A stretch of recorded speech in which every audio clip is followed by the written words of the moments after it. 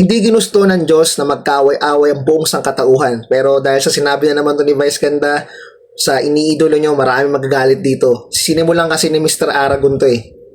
Ngayon, 11 na. Ay, sumobra na miming. Yung pang 11 isang utos ng Diyos, mag-resign ka sa sex bomb, sabi nung asawa. Yung pang 11 isang utos ng Diyos, mag-resign ka sa sex bomb, sabi nung asawa ni Alice. So nako, eto na tayo ah. Kagaya ng sinabi ko, respeto na lang, no? Sana nagtatapos sa salitang respeto. Yung sobrang faith dyan kay God, di ba? Lahat naman tayo may kanya-kanyang paniniwala eh. Pero dapat hindi nyo ipilit.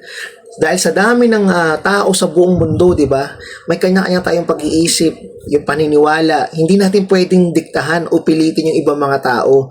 Kaya nga nagkaroon ng away, mga labasan na naman ng mga Bible verse sa SOCMED eh. No? Kanya-kanyang labasan ng mga Bible, nagpapagalingan ng salita ng Diyos. Yung iba ginagawang literal. Hindi naman gusto ni God na mag-away-away yung buong sangkatauhan eh. So ako bilang content creator, 'di ba? Lahat naman tayo iisa lang yung Diyos natin.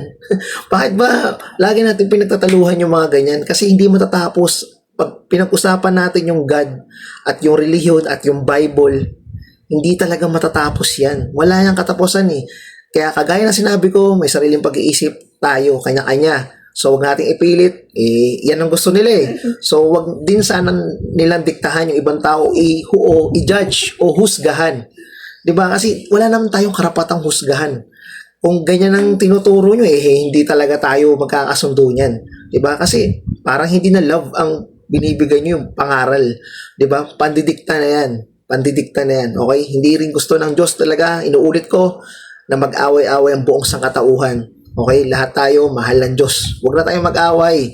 Okay? Pero dito sa ni Vice Ganda, pagbibiro niya ng 11 utos ng Diyos, parang may biro yan pero may laman yun. Okay? Dahil, syempre, hindi naman masama maging sex bomb eh. Di ba? Yun dapat ang totoo dun. Kumbaga, idol niya lang yung sex bomb at walang masama sa pag-i-interpret niya. Di ba? Kasi komedyante siya eh. Okay? May passion siya eh. Ganon talaga tayo.